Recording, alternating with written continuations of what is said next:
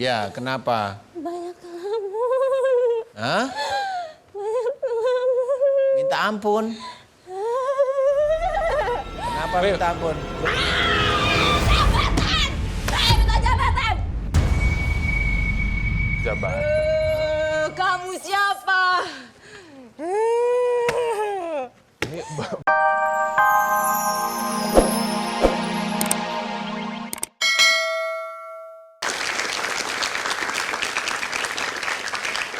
tidak bisa dipungkiri bahwa manusia sekarang menghalalkan segala cara untuk mendapatkan apa yang mereka inginkan. Mungkin mulai dari status sosial sampai ke percintaan. Bahkan tidak jarang yang melibatkan ilmu gaib, bahkan ada juga sampai ke ilmu hitam. Semua terkunci di dalam batin.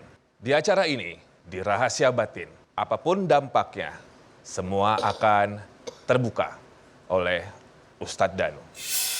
Dan sekarang langsung saja kita bertemu dengan pasien pertama kita, yaitu Mbak Andini Tubagus Kelam. Andini Tubagus Kelam memiliki ilmu keturunan seorang penari, korban guna-guna dan tumbal. Apakah yang sebenarnya terjadi pada Andini? Saya silakan. Assalamualaikum Mbak Andini. Waalaikumsalam. Oke. Saya boleh tahu usianya berapa? 20 tahun. Baru 20 tahun. Iya. Pak Ustadz mohon izin, 20 tahun dan sudah berani bertemu dengan Bapak, artinya ada sesuatu yang terjadi di tubuh wanita belia ini. Bapak melihatnya seperti apa, Pak? Kalau dilihat dari sisi gestur Mbak Andini sendiri, Ya. ini ada beberapa hal yang ada di dalam tubuhnya, insya Allah. Yang paling kuat ini ilmu. Kemudian ilmu itu ada di dalam, insya Allah ada di perutnya. Kemudian ada sihir. Kemudian ada ilmu-ilmu lain, pengobatan, bacaan-bacaan dan sebagainya. Ini banyak sekali. Kemudian ada yang saya amati agak beda ini. Saya tidak tahu persis ya Mas Robi, kalau Mbak Andini ini barangkali dengan kondisinya itu ada kayak apa saya bisa sembuh, itu ada di dalam pikiran terus-menerus itu. Kemudian masa depan saya bagaimana, itu difikirin sehingga itu menjadi gangguan psikologis. Nah, gangguan psikologis ini malah memasukkan banyak sekali jin itu ke pikiran, kemudian menguasai motorik. Nah, ini yang nanti kalau mamanya Mbak Andini itu pas bereaksi, ini nanti yang masuk macam-macam, nggak cuma satu macam jin, nggak, tapi bisa aja ketawa, ketiwi mamanya, atau marah, atau perutnya membesar. Makasih banyak Pak Ustadz. Ya. Mbak Andini, dari rangkaian penjabaran dan penglihatan Pak Ustadz tadi, analisa beliau, betul semua? Betul, Pak Ustadz. Betul ya? Betul. Kalau saya boleh tanya sebelum Mbak bercerita lebih dalam, lebih lanjut lagi. Pertama kali Mbak Dini melihat beliau, apakah ada pergejolakan di dalam tubuh atau seperti amarah, kekesalan, atau malah merasa nyaman di depan beliau? Yang kamu rasakan bagaimana? Ada yang mau marah.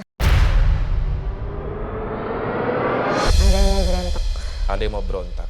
Terlihat dari mata kamu, tapi dalam setiap hitungan berapa detik tersenyum lagi.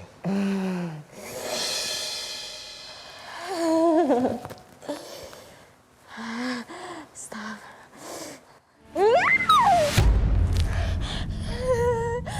Ustadz, Andini. Ya, kenapa? Banyak ngelamun. Hah? Banyak ngelamun. Minta ampun. Kenapa minta ampun? Jabatan! Saya minta jabatan! Jabatan. Kamu siapa? Ini belum didoain Pak Ustadz. Belum diobatin. Iya, kamu kok minta jabatan kenapa? Danu! Nggak kamu. Oh, benar apa-apa. Ini berarti ada Dajjal di sini. Yang manggil Bapak dengan nama doang berarti Dajjal. Itu kemudian ada buntutnya yang kaki 4 itu tadi. Iya. Jantung.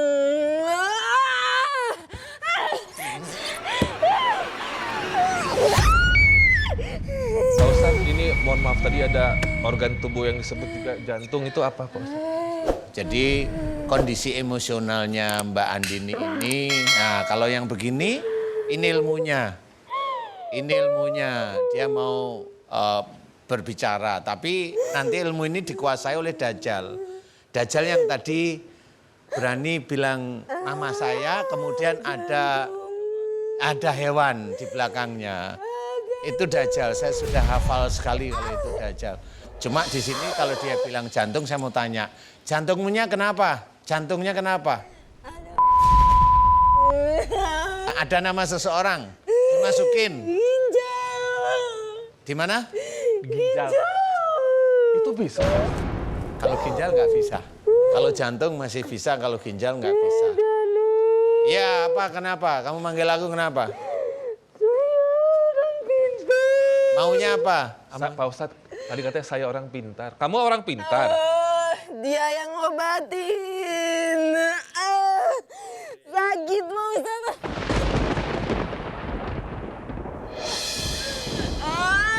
Tunggu, Oke. saya nanya boleh? Mbak Dini masih bisa ngobrol sama saya? Mbak Dini? Ya, tadi Mbak bilang orang pintar ngobatin kamu. Ya, orang pintar ngobatin kamu, malah nambah sakit, gitu. Terus masuklah nama-nama tadi. Ya. Oke, memang ini ada banyak sekali pengobatan dimasukkan ke tubuhnya Mbak Dini. Cuma memang ini terkunci dengan emosionalnya Mbak Dini, kekakuan Mbak Dini. Insya Allah nanti kalau Mbak Dini ini paham, umpamanya kalau saya bilang emosional, nanti Mbak Dini dengan orang tuanya belajar untuk tidak emosional lagi. Kemudian belajar tidak kaku lagi. Oke. Kemudian satu lagi itu ada ilmu yang ada di dalam perut. Insya Allah ilmu ini kadang-kadang malah ingin menguasai Mbak Dini ini. Bisa ya. Jadi kayak Mbak Dini ini mau dikuasai menjadi kesannya menjadi istrinya. Istrinya Pak Ustadz? Iya, sama jin. Hah?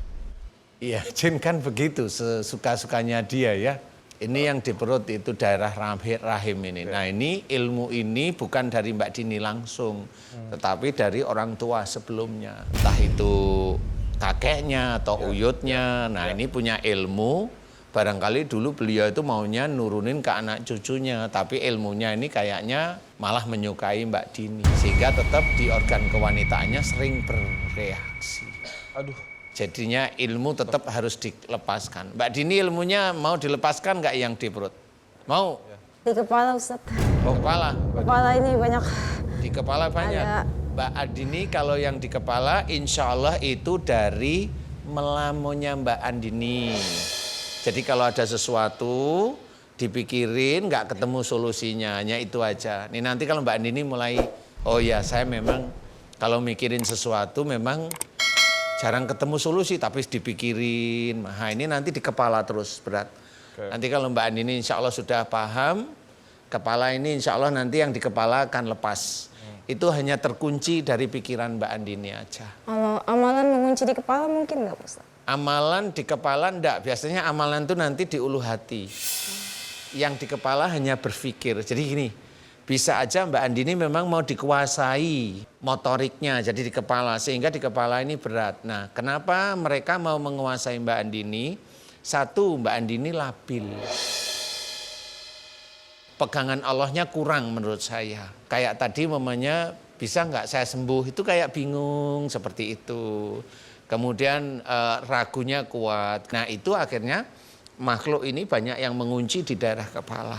Ini Mbak Andini tadi sudah jelas, berarti semua makhluk di tubuhnya Mbak Andini ini dikuasai oleh anak buah Dajjal. Paham ya? Nah anak buah Dajjal ini masuk kenapa? Karena memang dalam perjalanan waktunya Mbak Andini melakukan yaitu keluar dari beberapa ayat yang ada dalam Quran. Umpamanya ke orang pintar, itu langsung hancur iman itu. Nah, di sini biasanya Dajjal itu masuk. Semakin banyak ke orang pintar, nanti Dajjal itu akan semakin masuk.